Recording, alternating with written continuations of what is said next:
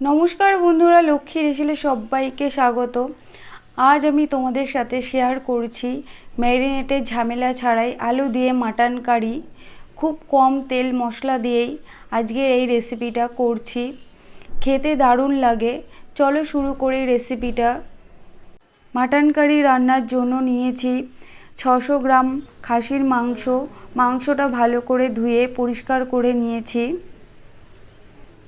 আর নিয়েছি আলুগুলো বড় বড় ডুমু ডুমু করে কেটে নিয়েছি। কেটে ভালো করে ধুয়ে নিয়েছি। প্রথমে কড়াইটা ওভেনে বসিয়ে ভালো করে গরম করে নিয়েছি।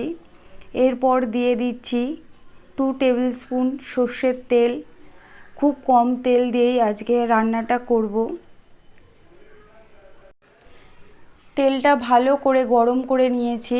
এবার দিয়ে দিচ্ছি হাফ চামচ পরিমাণ নুনটা দিয়ে আলুগুলো তেলে ছেড়ে দিচ্ছি। নুন দিলে গায়ে ছিটকে আসবে না, তাই প্রথমে নুনটা দিলাম।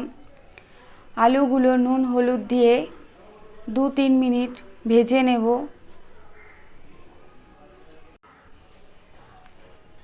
আলুগুলো ভালো করে একটু ভেজে নিচ্ছি। আলুটা ভাজা হয়ে গেছে। এবার আলুগুলো একটা পাত্রে তুলে নিচ্ছি। এই আলু ভাজা তেলের মধ্যেই মাটনটা রান্না করব। আরও 1 টেবিল স্পুন একটু সর্ষের তেল দিয়ে দিচ্ছি। দিয়ে তেলটা ভালো করে গরম করে নিতে হবে। তেলটা ভালো করে গরম করে নিয়েছি। এবার দিয়ে দিচ্ছি কেটে রাখা পেঁয়াজগুলো। পেঁয়াজটা 2-3 মিনিট ভালো করে একটু ভেজে নিচ্ছি। এবার দিয়ে দিচ্ছি কেটে রাখা টমেটো কুচিটা দিয়ে ভালো করে একটু নেড়ে নিচ্ছি। আবার দিয়ে দিচ্ছি হাফ চামচ পরিমাণ নুনটা দিয়ে ভালো করে নাড়িয়ে নিলাম। এবার দিয়ে দিচ্ছি 2 টিস্পুন রসুন বাটাটা দিয়ে ভালো করে একটু 3-4 সেকেন্ড ভালো করে ভেজে নিচ্ছি।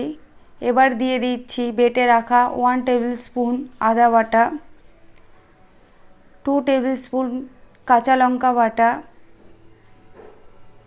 আর দিয়ে দিচ্ছি 1 টেবিল স্পুন জিরে গুঁড়ো, দিচ্ছি 1 টিস্পুন কাশ্মীরি লঙ্কা গুঁড়ো, আর দিয়ে দিচ্ছি 1 টিস্পুন হলুদ গুঁড়ো।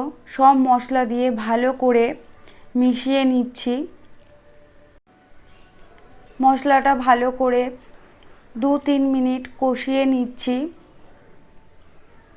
ভালো করে কষিয়ে নিয়ে মশলার মধ্যে দিয়ে দিচ্ছি মাটনগুলো দিয়ে ভালো করে এবার মাটনের সাথে মশলাটা কষিয়ে নিতে হবে।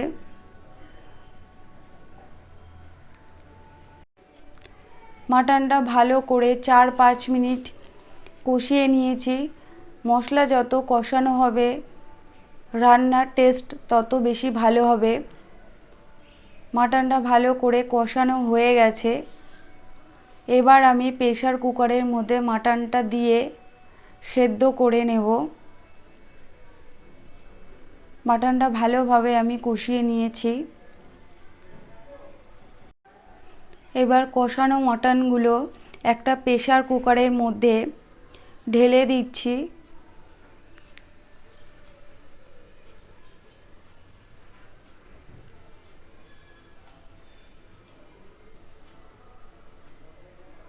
সব মটন ঢেলে দিয়ে প্রেসার কুকারের মধ্যে আমি গরম জল গ্রেভির জন্য দিয়ে দেব। গরম জলটা আমি একটা পাত্রে করে নিয়েছি। দিয়ে দিচ্ছি গরম জলটা দিয়ে একটু নাড়িয়ে নিচ্ছি মাংসটা। এবার দিয়ে দিচ্ছি ভেজে রাখা আলুগুলো একসাথে মাটনের সাথে সেদ্ধ করে নেব। সব একসাথে ভালো করে মিশিয়ে দিয়ে দিচ্ছি হাফ চামচ গরম মশলা গুঁড়োটা দিয়ে এবার ঢাকনাটা দিয়ে দিচ্ছি প্রেসার কুকারে ঢাকনাটা দিয়ে 5-6টা সিটি দিয়ে দিচ্ছি। 5-6টা সিটি হয়ে গেছে। এবার ঢাকনাটা খুলে দেখে নিচ্ছি মাটনটা খুব সুন্দরভাবে সেদ্ধ হয়ে গেছে।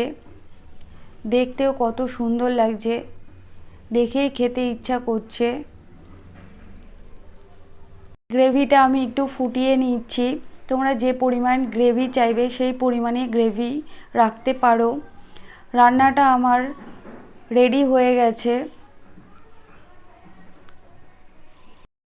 আমার এই মাটন কারি রেসিপিটা সম্পূর্ণ রেডি হয়ে গেছে। এই খুব কম তেল মশলা দিয়ে মাটন কারি রেসিপিটা তোমাদের কেমন লাগলো আমাকে কমেন্টস করে অবশ্যই জানাবে। আর আমার চ্যানেলটাকে লাইক, শেয়ার, কমেন্টস ও সাবস্ক্রাইব করে বেল বাটনটা প্রেস করে দেবে।